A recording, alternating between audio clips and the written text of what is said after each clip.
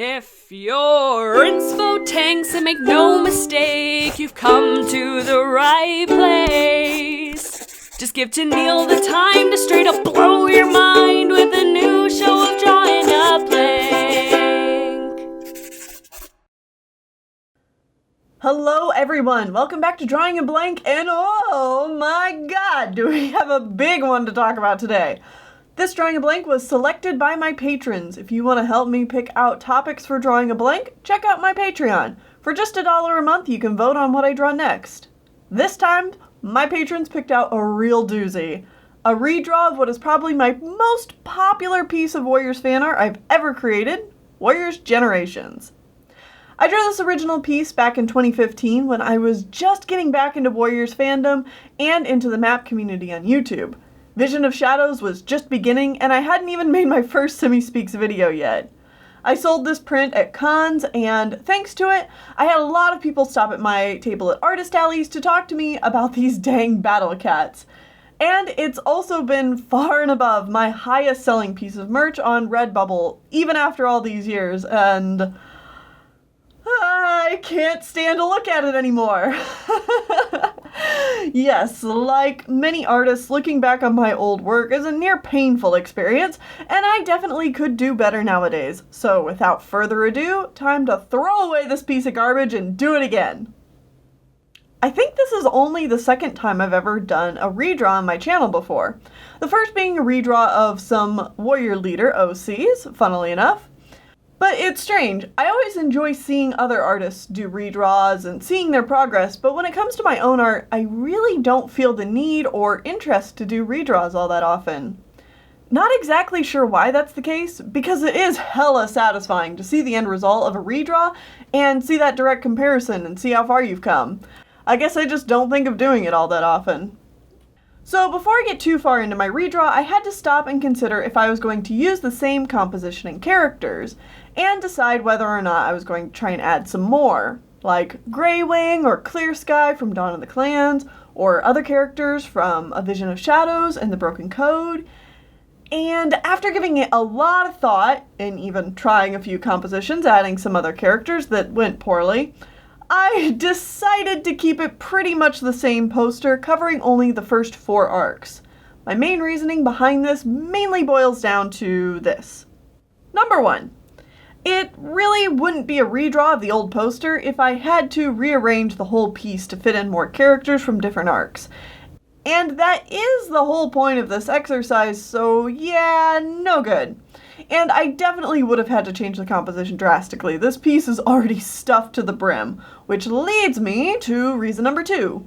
There's already 20 characters on this poster, and that's a lot of cats. If I added main characters from Dawn of the Clans, A Vision of Shadows, The Broken Code, we're looking at least another 9 to 16 plus characters, so maybe I'll just have to do separate posters for those series another time. And reason number 3, the first 4 arcs of Warriors are kind of its own moment in our fandom, at least if you ask me. The end of Omen of the Stars kind of marked the end of early Warriors fandom, and that's where a lot of people stopped reading the books.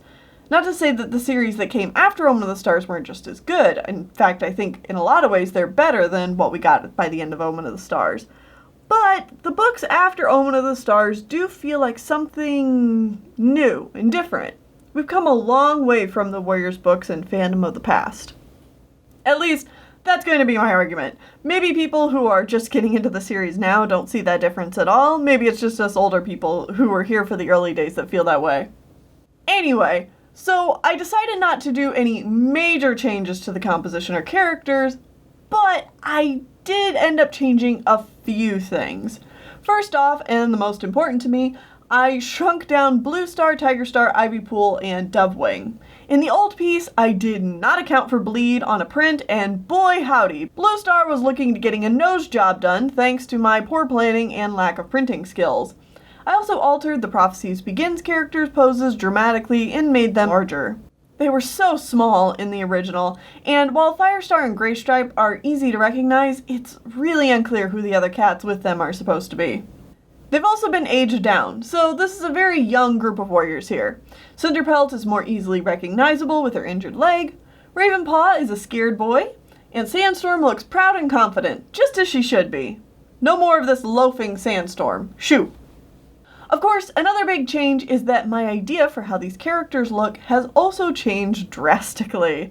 Go figure, 4 years and hundreds of drawings later, my character designing and posing have gotten better too. So we are definitely updating these designs as well.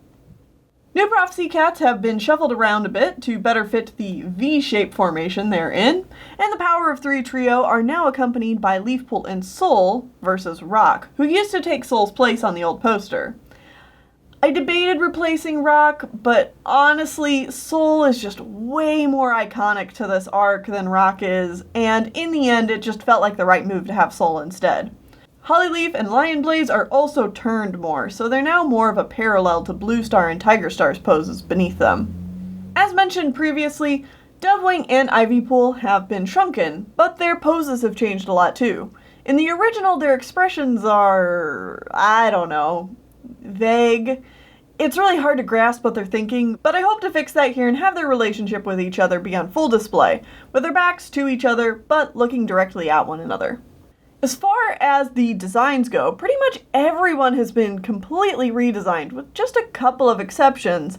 I found it interesting that Bluestar and Ivypool are the only designs that I haven't changed dramatically over the years.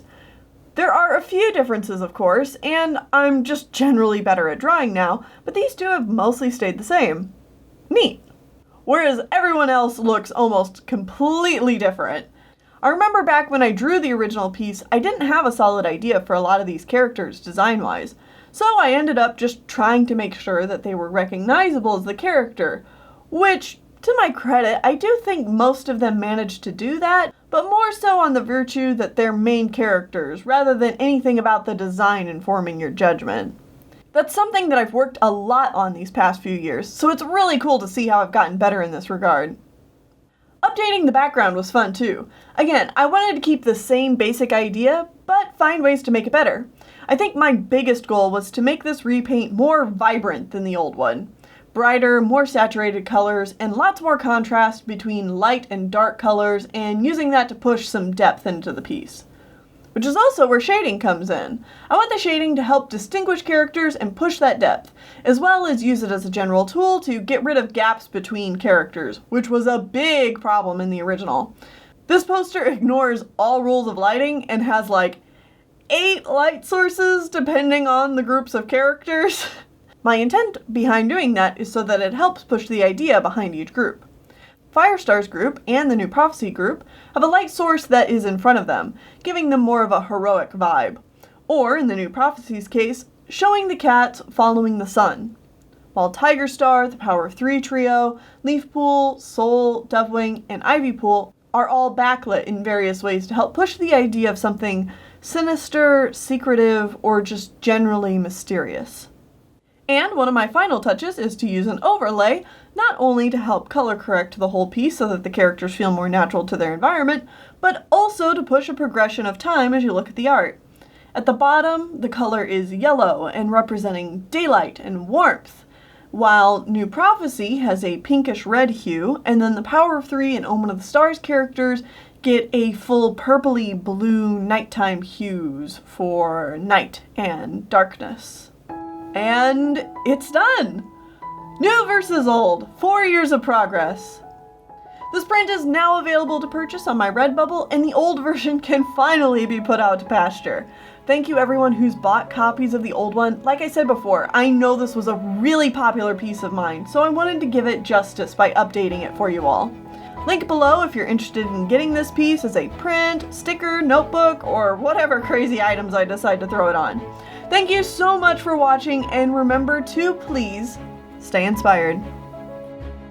This week I have a question from my patron Scooter, who asks, which cat's death really hit you the hardest? Either for sentimental reasons, the way it was written, their backstory, etc., etc.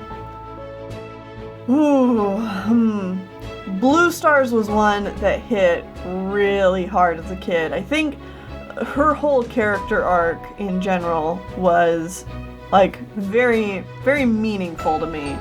And it still is. Like, that whole part of the original series is just so well done.